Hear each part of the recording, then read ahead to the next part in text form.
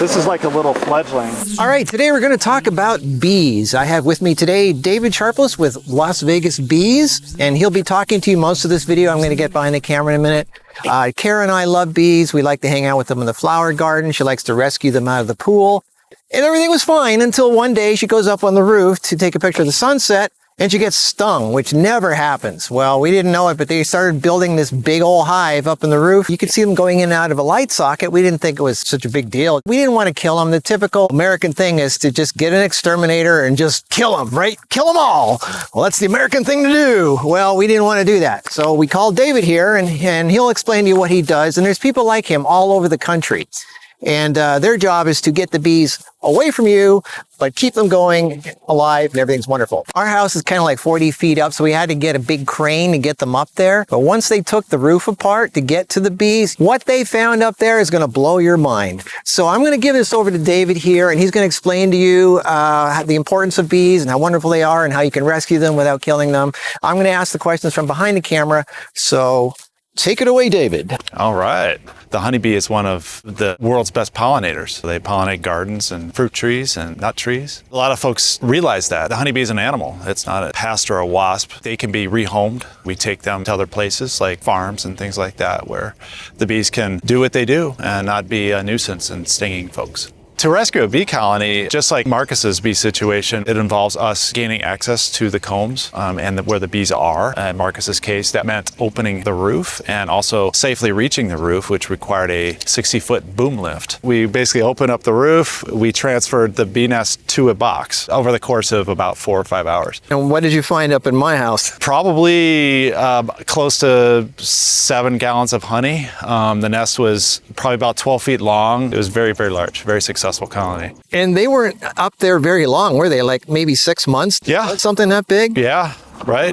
Why is it not good for people to leave the nest in there? The nest is very substantial. The entire thing will start to rot and the honey will leak, creating a really, really large mess. I heard it can melt down into your walls. Yeah, it's just going to follow gravity. And it also invites another bee nest to move in. It invites rats, it invites ants. When it's in your structure, it is really best to get the nest out. Even if you exterminate it, you need to get someone in there to get the nest out. So where do you take the bees? Well, we take them to a number of places. One of the places is right over here. We call them the field hives at the City of Henderson water treatment plant. What got you into this? Like, what made you want to save bees? When you work with bees, you find out just how interesting they are. And, rescuing them is kind of an art, and it's a really fun hobby. This is like a little fledgling. It's fun to try to understand them and to work with them and put them where they can have the greatest, impact. I'd say most people that have a bee problem and they start learning about them right away. They get on the internet and they realize what a great creature they are, and they call me and go, please rescue my bees. And I'm glad we can provide that for folks. All right, so you took my bees out of my house. It was a large hive, and you brought it over here. Correct. And we're going to go see them now, right? Yeah, we can go see how they're doing. And I can say hi to my family. Right. All right, so let's go see them. All right, so we have our bee suits on. We're here where the bees are. They're checking out the camera. They're flying all around the camera. And we're going to show you some bees and where they're living and all that stuff. So the principle of smoke is what? Bees don't like smoke? It confuses them. It doesn't upset them. They communicate a lot by pheromone smell. So when you puff the smoke at them, they can't really communicate, hey, go attack. Oh, so they just kind of... So they kind of just lazy and confused and not really... Get neutral. Yeah, neutralizes them a little bit. Most of these bees that are flying around us are just checking us out. They're like, hey, does he have anything that we can eat? Some hives, I guess the way to say it, are more defensive than others. Yeah. Well, you're saying that the ones left at my house, that they're not going to sting. They're a certain kind of drone or something? Or? Yeah, those are the males. And the males don't have stingers. That's true with all honeybees, all male honeybees. No stingers on the males. So who has the stinger? All the females. So the ones that fly around and attack you are all females? These are all females you see here. Oh. Yeah. And what's the difference between a female bee and a queen bee? Quite a bit. The queen bee has basically fully developed reproductive organs, where these worker bees do not. Okay, they don't have room to hold the male sperm. They don't. They can lay eggs. but they'll never be fertilized. They don't have the instincts to go out and mate like the queen does. Each box you got from a different house? Yeah. So these and I have a lot of them labeled here. This is this is an Anthem 2644 Solar Corona. That was from their wall. This is Doug's hot tub. So these are all from different places. Jerry's roof, Jim's container. Boulder Highway Trail. This is a city trail where they had an irrigation box along the trail.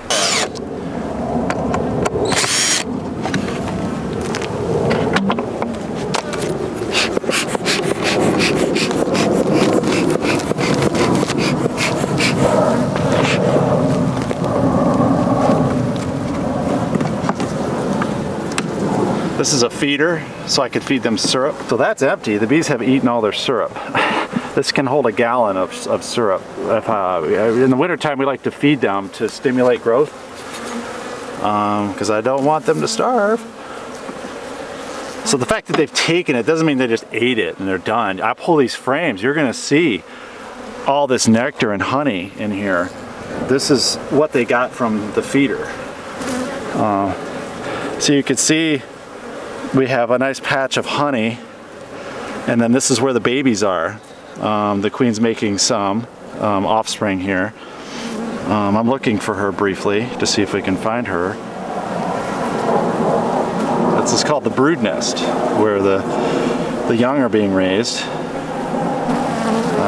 Some hives don't have any boys at all because it's winter time and they're small, and the girls are what get the work done. So they're kind of focused more on creating females. So the purpose of honey is what? To feed the bees in the wintertime? Or? It's their carbs. That's all the bee needs to stay alive is nectar and honey. However, for a hive to survive, they need pollen as well. Now here's the queen bee right here. I put a yellow dot on her back. She's walking around looking for a place to lay eggs. So, isn't she pretty? Yeah. So what about people who use honey for human consumption? Does that take away from the bees? And is it... Not really. The bees, they don't know how much food they need over the winter. So what more do they have to do, right? When they're big and they're powerful and there's lots of food in nature, they'll take in as much honey as they can. They really can. Some hives can put on 15 gallons of honey in a season. And how much do the bees how much do they need so are here? You saying that they gather more than they need? Yes, a lot more in some cases.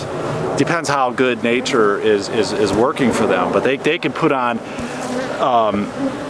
in excess of 10 gallons more than they need, and we can take those 10 gallons off the hive in the fall. So what I'm going to do here is I'm going to insert this frame in here so the queen has more space to lay eggs. See, this comb is all built and it's wide open, and this is sort of packed with honey. This queen can't lay where there's honey, so we're going to move this right in the middle here. This is a little bit of beekeeping going on. So you can see how friendly these are. They're not bombing out of there trying to attack us or anything. This is a very friendly colony, as all 5 of these are. So there is a difference between aggressiveness and different hives? Yes. Is it a type of bee or what? It's really just the genetic makeup of what the queen is laying, you know. So the types of genomes that they say that the mean gene comes from the male. So whatever that queen mated with when she was young, that's what determines how aggressive that worker bee is going to be. So you could have like pacifist hippie bees and you have jihad bees. Yes. Say hello to your roof hive. Jeez, they're coming and going. When I put this box on, I didn't put it on correctly. I left a gap here. Yeah. And you notice how the bees propolized it? If you come look, you see this glue? Yep, they didn't want that gap. So they put this glue in here. So they're like handymen and carpenters too. Yeah. Yeah, you have a lot of different job functions inside the hive, you know, bees that are raising babies, bees that are grooming the queen, bees that are building comb, bees that are turning nectar into honey, And then you got the flying bees. Those are the bees that are out looking for resources.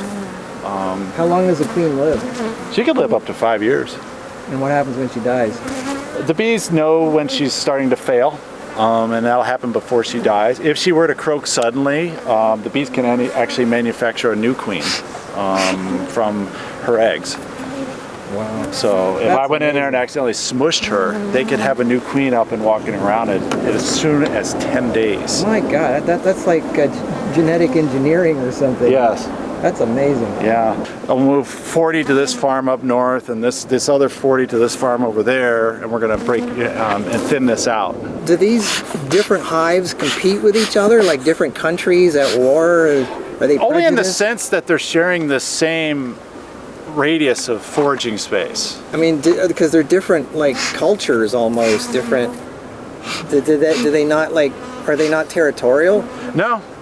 No, they could be right next to each other. They don't fight each other. Really? Or So they all get along. They get along, but they are competing. When you think of, if there's a plant over there that's flowering, all Right. these hives are going to go to it. Right. So it's a little bit detrimental. But they're not prejudiced against each other. No, not at all. That's cool. So The world could learn a lot from bees. You hear about the bees of the world disappearing. the reason that's happening, they think, is because of a certain chemical and a pesticide Right. that they use in crops. It confuses the bees, and they don't know how to get back home. Las Vegas bees, for anybody who lives in Vegas, there's people like you all over the country. And people should call people like you to help keep nature going. Yeah, right on.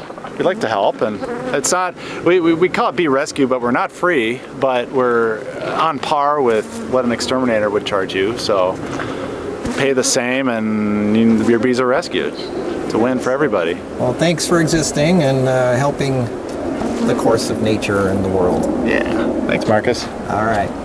Well, I hope you got something out of this, folks. I know you can't really see me very well. I get in the sun here. Here, can you see me now? Anyway, that was kind of interesting, huh? Bees. Love your bees, and they'll love you back. Hey, don't piss them off. Okay, well, I'll see you in the next video, everyone. I hope this was educational and fun. And until then, stay healthy. Bye-bye.